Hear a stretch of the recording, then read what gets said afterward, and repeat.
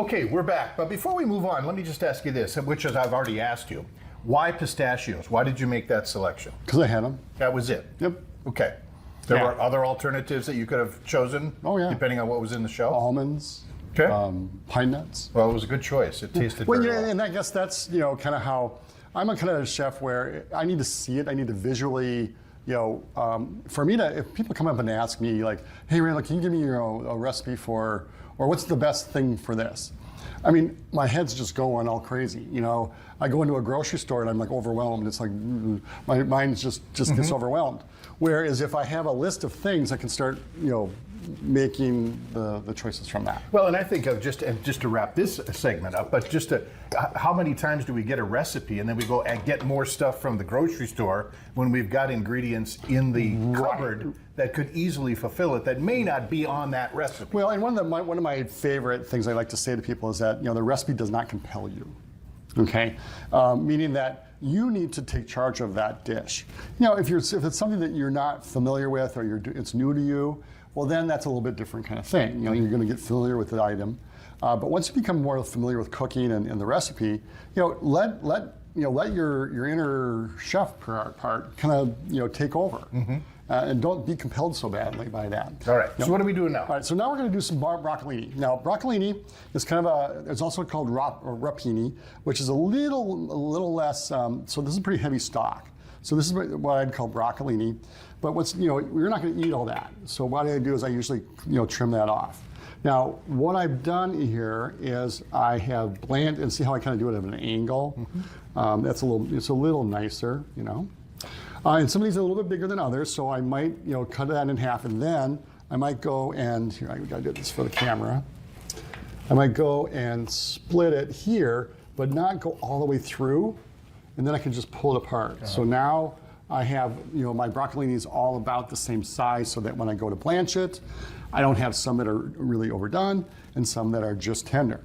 So that's just taking those little things, and that comes with time. Got it. Okay. So then I blanch them. So these are blanched broccolini, and I blanched it in both of these in ample salted boiling water. Now, why is that important? It's important because the salt will help preserve color. They'll help season the vegetable, and an ample amount of boiling water means that when you go to put the vegetable in the water, it doesn't shock it and then not boil, and then you have to wait like 2 or 3 minutes for it to come back up to a boil. You have an ample amount of water, ample amount of boiling water, then you throw it in there, and now it's boiling right from the beginning. Okay. So this is blanched. Yep. So what we're going to do is we're going to get a little olive oil. I need that there. Okay. Thank you. I won't send you off camera. No, much better this time. And we got our salt and pepper here, so we're good. We're good. So I got a little olive oil in there, and then I got a little garlic, a little minced garlic, and we'll add that to our pan. Now I also have some white wine and some Parmesan. Okay? I'm with you. All right. So what we're going to do is we're going to just let this cook a little bit. Can you give me a spoon, please? A bigger spoon? Okay. Yeah. Perfect. Thank you. And so I really want to kind of just get, I want to get that rawness off the garlic. I really don't need to, again, when you cook garlic, it tends to, if you get it too dark, it'll get bitter.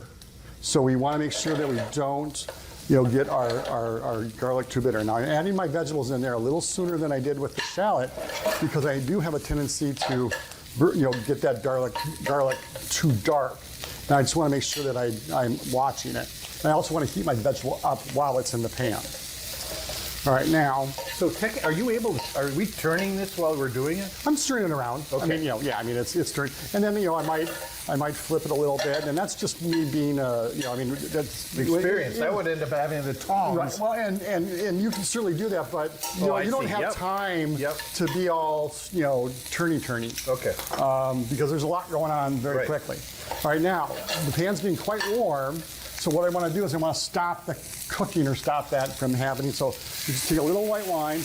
I can also take chicken stock, vegetable stock, anything like that. And all I'm doing is just stopping that from burning or getting dark. Okay. Now I'll set that aside, please. Okay. Now we'll take our broccoli, or broccolini. And broccolis are a really nice vegetable to serve with steak, chicken, just about anything, but pasta. It's really nice in pasta. And then what we'll do here is we'll just give it a little Parmesan. Oh, I like this part. It always decorates it so well. And I mean, and again, a really nice side vegetable that is delicious. All right, let's take a little bite of it. Let me cut that for you because it's going to be a lot. Yes. There you go. Thank you. Oops. And you could, I mean, this is something you could easily do prior to cooking the. I just like the look of it when it's whole. Both of those are very good. That is good. All right. Excuse me. Both are great. These are things that you can serve with your entrees as you got a guest. Again, about 2 people, 2 servings there. So it works out great. If you want to follow either of these recipes, it's on our website at valleynewslive.com, along with all of the other recipes we've done. Thank you, Chef Randall. Thank you for joining us. Have a great day.